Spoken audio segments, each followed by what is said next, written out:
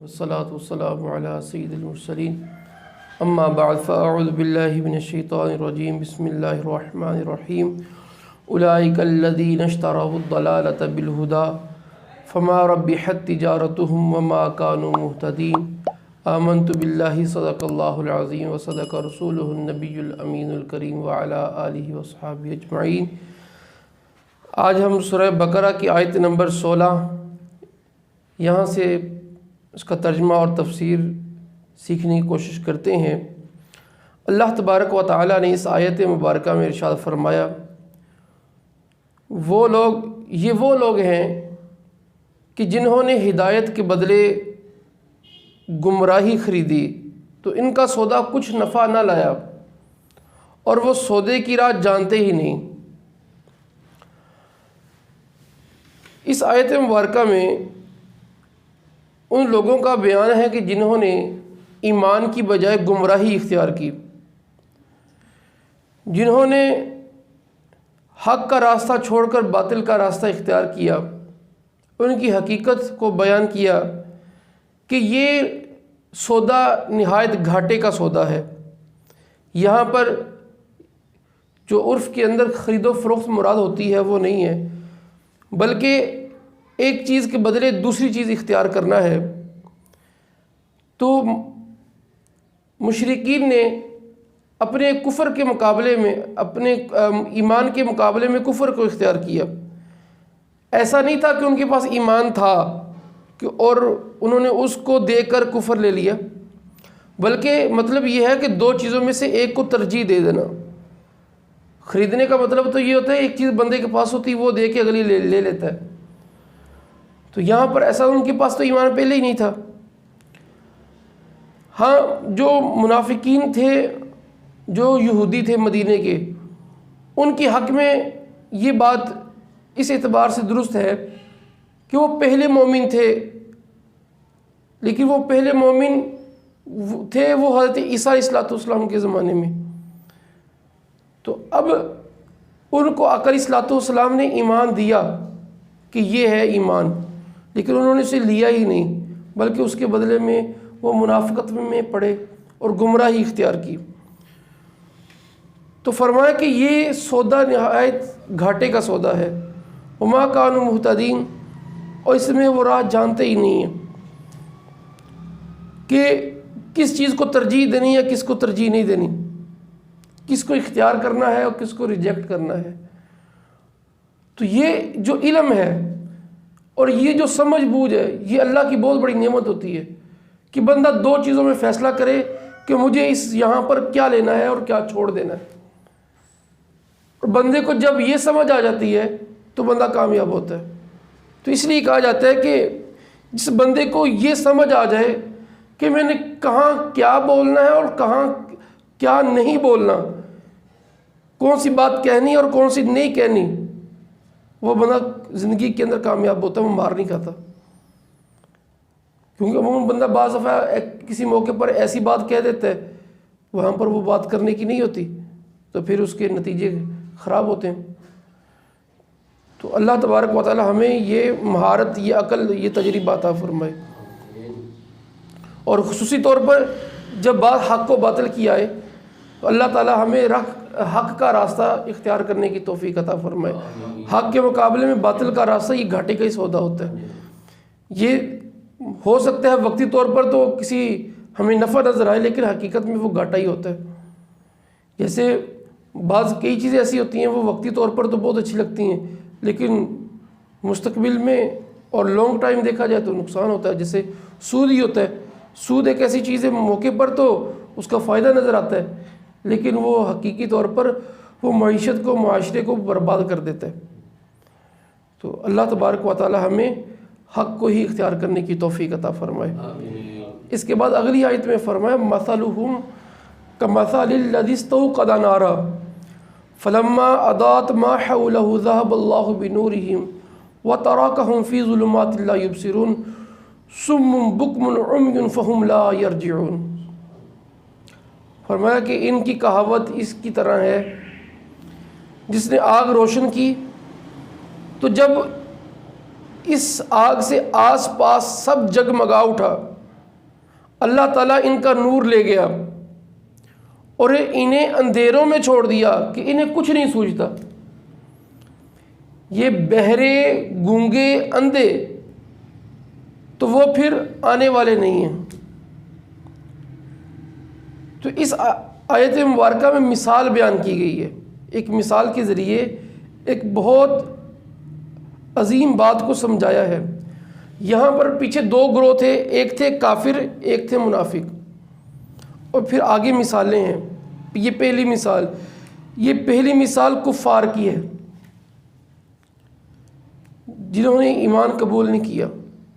اس کی مثال جیسے یہ فرمایا، اس کو یوں سمجھے کہ بندہ ہے، اس نے کیا کیا، اندھیرے میں جب سب لوگ بھٹک رہے تھے، اس نے لکڑیاں لیں، آگ روشن کی، آگ روشن کر کے سب کو روشن کرنا چاہا. ٹھیک ہے. اب جن کے لیے روشنی کی ہے ان کو اس روشنی کی قدر ہی نہیں، ان کو اس کی فکر ہی نہیں ہے، بلکہ اس کی مخالفت میں ہے. تو اب کیا ہوا، اب اس موقع پر وہ جو روشنی ہے وہ چلی گئی. اب روشنی چلی گئی، اب ایک تو روشنی کی وجہ سے اندھے ہیں، اندھیرا ہو گیا، اور پھر اوپر سے جو وہاں پر تھے وہ اندھے بھی ہوں، بہرے بھی ہوں، تو وہ کس حسرت میں ہوں گے، اور وہ کتنی راہ بھٹکنے والے ہوں گے. ان کے لیے تو راستہ اختیار کرنا، کسی راستے پر چلنا مشکل ہے. اب دیکھیں نا، ہم اندھیرے میں کھڑے ہوں، ہم اندھیرے میں ہوں، اندھیری رات میں ہوں، چاند کی چاندنی نہ ہو، لیکن اگر ہمیں کچھ نظر آ رہا ہو نا، آنکھیں سلامت، تو پھر بھی کچھ نہ کچھ بندہ راہ نکال لیتا ہے. کانوں میں آواز آ رہی ہے تو بندہ کہتا ہے کہ ادھر سے آواز آ رہی، یہ راستہ جاتا ہے. لیکن وہ بندہ اندھیری رات ہو، اوپر سے روشنی بھی نہ ہو، اور پھر بندہ اندھا بھی ہو، بہرا بھی ہو، تو اس نے کہاں قدم اٹھانا ہے؟ اس کے لیے ہر طرف بھٹکنا ہی بھٹکنا ہے. اب یہاں پر مثال ہے ان کافروں کی. مثال یوں ہوئی گویا کہ نبی اکرم صلی اللہ علیہ وآلہ وسلم نے ان کفار کے لیے روشنی چلائی، یہ ایمان کی روشنی لے کے آئے.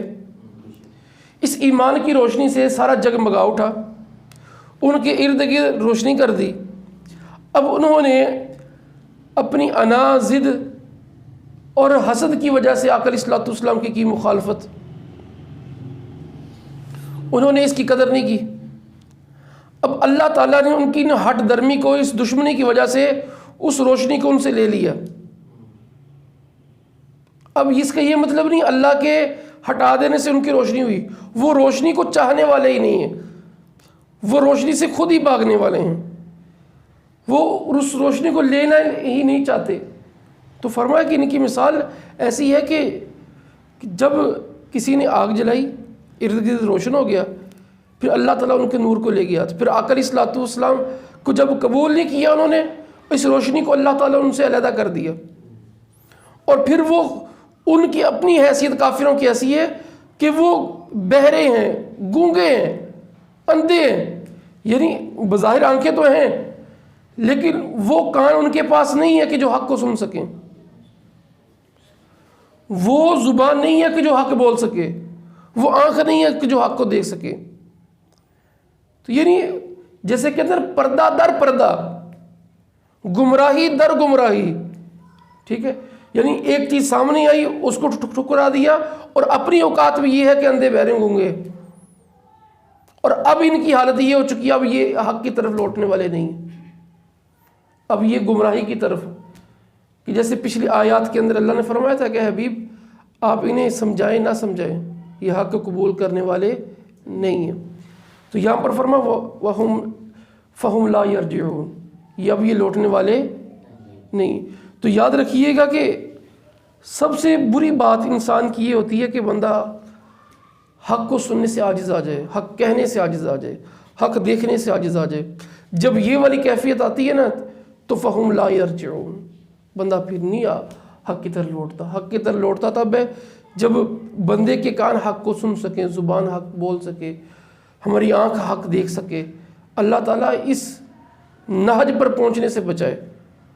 لوگ غلط گناہ کرتے رہتے ہیں، دل اتنا کالا ہو جاتا ہے کہ پھر اس نہج پر پہنچ جاتے ہیں، پھر حق بات سمجھ نہیں آتی۔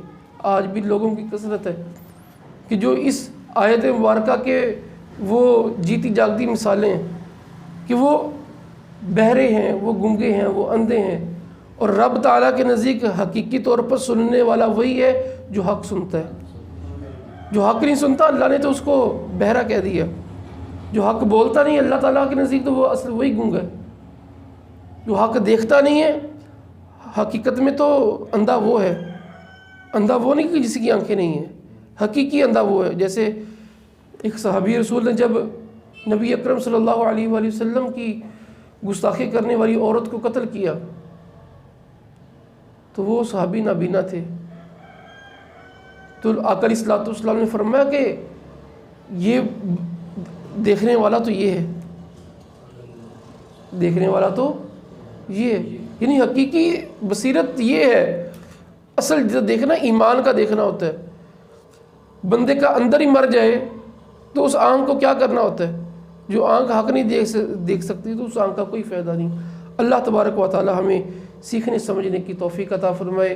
آمین بجاہ النبی الامین صلی اللہ علیہ وآلہ وسلم۔